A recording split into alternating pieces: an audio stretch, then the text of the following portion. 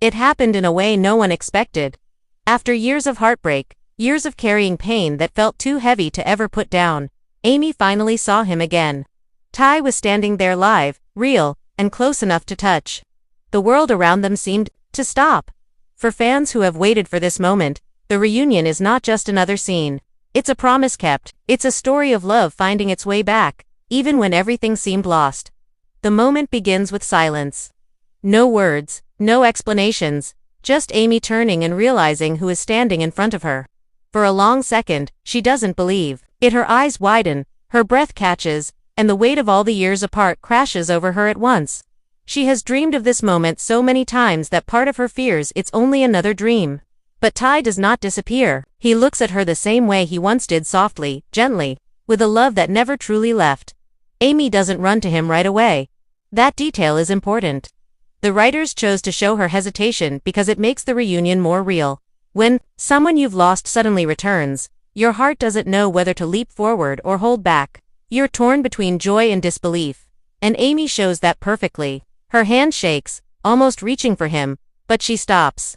She searches his face as though she's trying to read every line, every scar, to make sure it's not a trick. Ty, on the other hand, does not move either. He just lets her see him. It's as though he knows she needs this moment to study him, to convince herself he is real. His silence speaks louder than any words. His eyes carry the story of everything he's been through, everything that kept him away, and everything that brought him back. This is where the scene begins to hit deeper, because it isn't just about a man returning. It's about two souls finding each other after being torn apart by fate. Then, finally, Amy takes one step forward. Her voice is quiet, almost broken, when she whispers his name, Ty. And in that single word, years of sorrow melt into hope. When Amy finally steps closer, the tension breaks.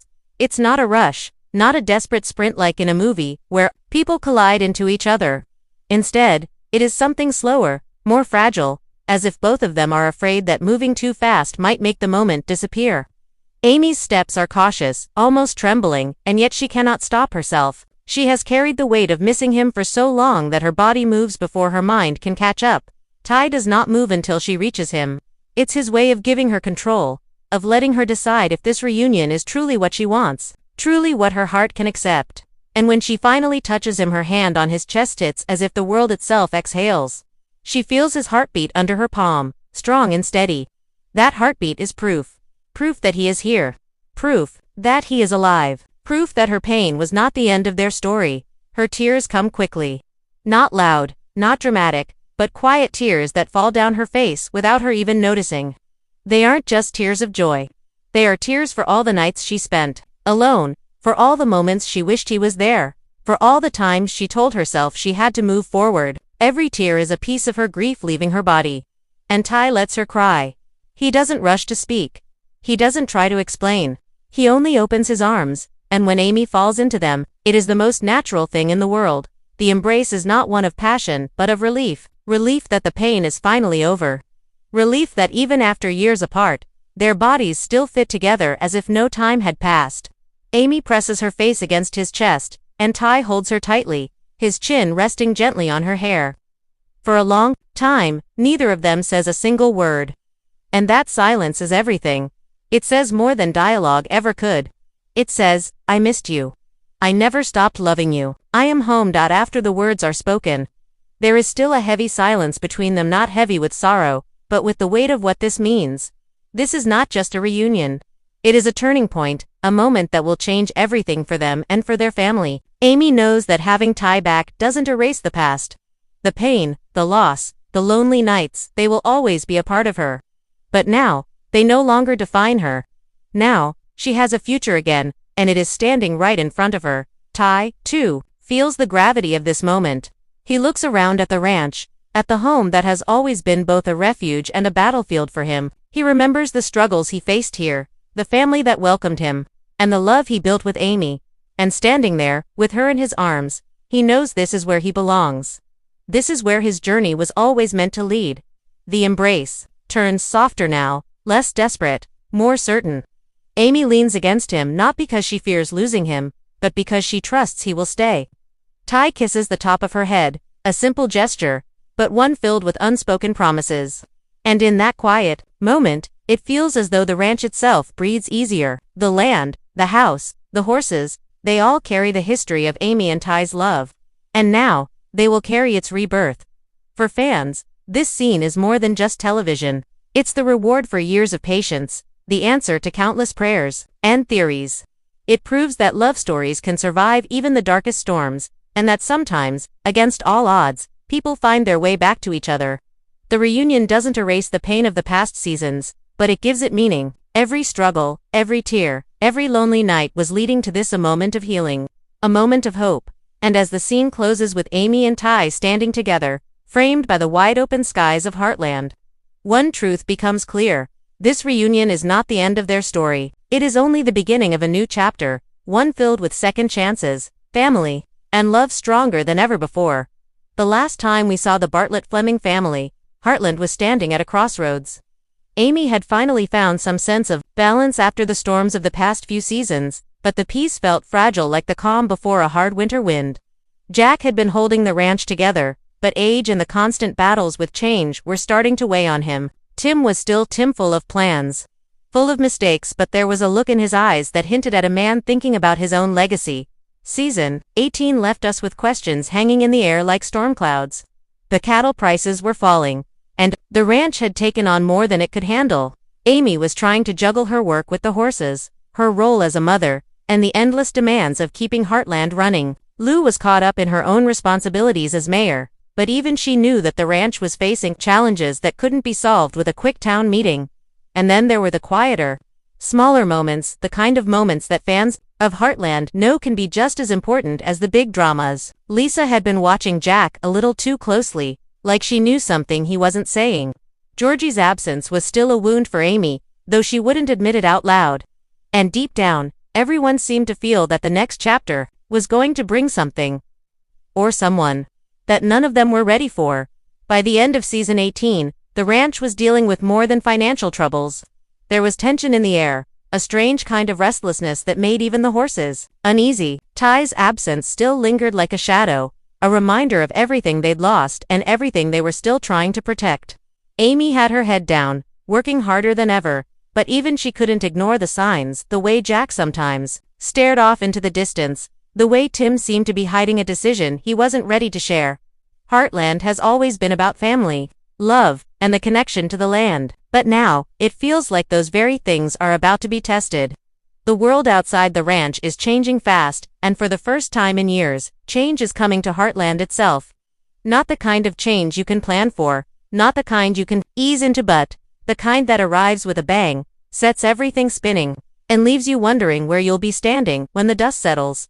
And in that brewing storm, somewhere beyond the hills, the sound of hoofbeats is growing louder. A stranger is on their way, carrying stories, secrets, and choices that will pull the Bartlett-Fleming family into a new chapter, one they didn't ask for, but one they can't escape. News travels slowly in Hudson, but when it does, it spreads like wildfire. The first whispers came from the feed store. Someone overheard Jack talking to a man in a dusty brown coat. Then a truck was spotted just outside the ranch gates, parked there longer than anyone thought normal. It was the kind of small-town mystery that gets the whole community leaning closer, waiting for the truth to come out. And this time, the truth came in the form of a face nobody in Heartland had seen before. Season 19 will introduce one of the most talked-about casting choices in years of fresh but familiar presence to Canadian television. The new actor, with eyes that seem to carry 1,000 untold stories, steps into the role of Cole Jennings. A man with a past as wild as the foothills and a connection to the Bartlett family that no one saw coming. Cole isn't just another drifter looking for work. He's a horseman with a reputation, half legend, half cautionary tale. Those who've heard of him say he can calm a horse just by looking at it. But they also say trouble follows him like a shadow. The moment Cole rides into the ranch, the tone shifts. Amy senses it before he even speaks. There's something in the way he moves, slow and steady, as if measuring every inch of the place.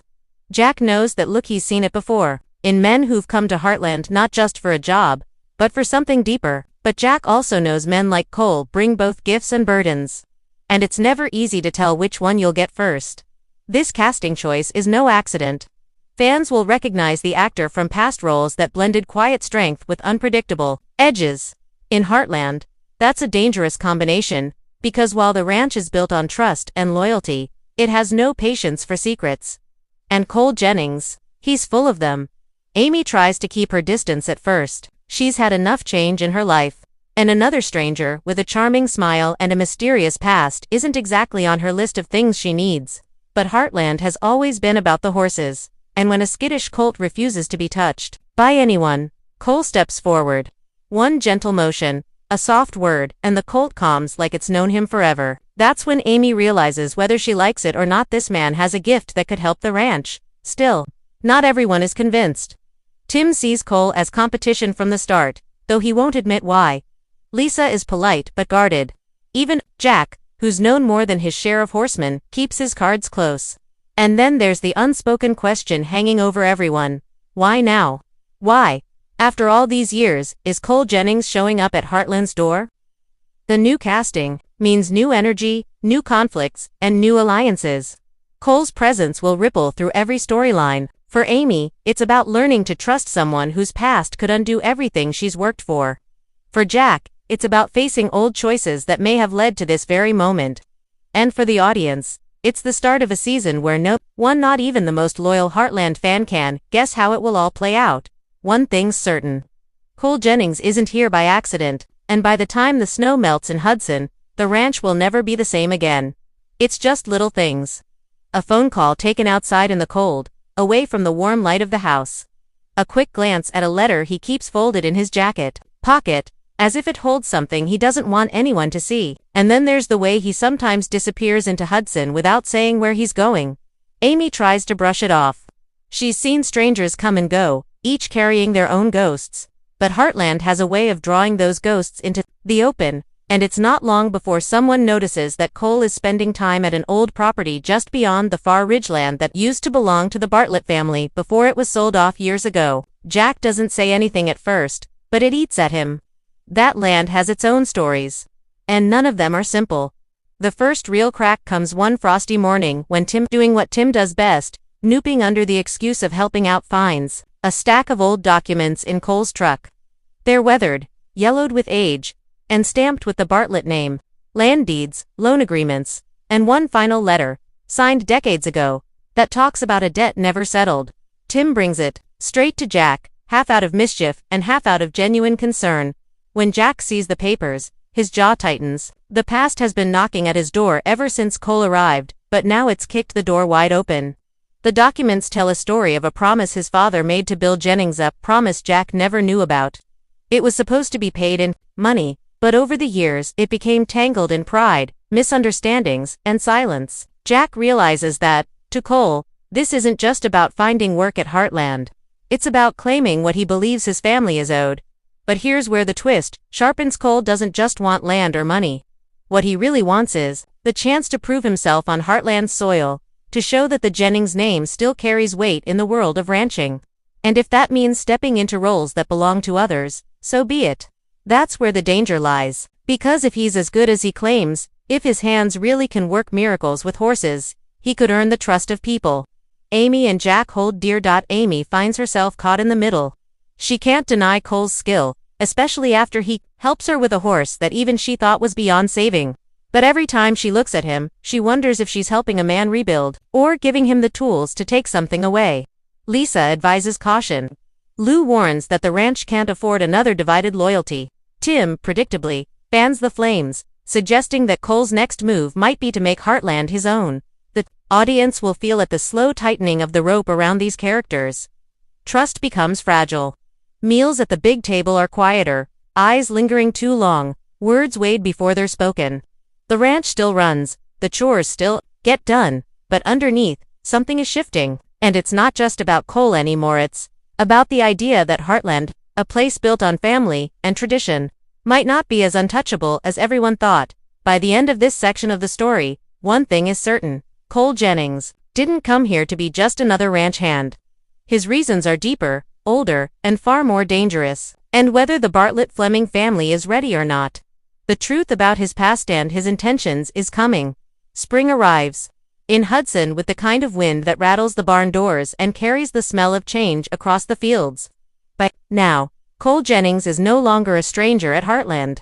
He's worked beside Amy in the round pen, shared coffee with Jack before sunrise, and even managed to win a rare nod of approval from Tim, though Tim would never say it out loud. To anyone looking in from the outside, it might seem like Cole has finally found his place. But inside the family, cracks are starting to show. Lou sees the way Jack watches Cole, not with the pride of a mentor, but with the guarded eyes of a man waiting for a blow that hasn't landed yet. Amy feels torn every time she works with Cole. She sees what he can bring to Heartland, the kind of skill and instinct that could help the ranch thrive. And yet, that folded letter in his jacket pocket still haunts her. She's never asked what it says. She's afraid of the answer. The turning point comes on a quiet afternoon. Jack, alone in the barn, finally confronts Cole. The conversation is calm at first, two men speaking in measured tones, careful not to break the fragile peace they've kept. But as old truths are spoken, the temperature rises.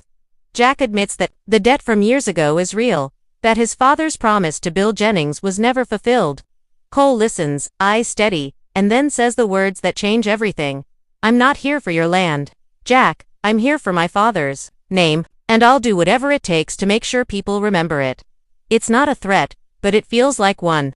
Jack knows that in a world like theirs, a man's name can carry as much weight as a deed or a herd of cattle. And if Cole means to carve his name into Heartland's history, he might not stop at being a helping hand. The final moments build with quiet intensity. A letter arrives in the mail, addressed to Cole but delivered to the house. Amy, holding it in her hands, hesitates. The envelope is from a law office in Calgary. She doesn't open it, but she can feel the weight of it, legal weight, the kind that can shift the ground under a ranch. Cole takes it without a word, thanks her, and walks away. She watches him go, the wind lifting the dust around his boots, and she knows that whatever's inside that envelope will decide the next chapter for all of them. Jack stands at the fence line that evening, looking out at the land his family has worked for generations. Beside him, Lisa quietly slips her hand into his. Neither speaks, but both are thinking the same thing. Heartland has weathered storms before, but this one is different. This one has a face, a name, and a purpose. As the sun dips behind the hills, Cole leads a young colt into the corral. The horse follows him without hesitation, as if it's known him its whole life. From the porch, Amy watches, and for the first time, she wonders if Heartland's future might not just be in the family's hands anymore.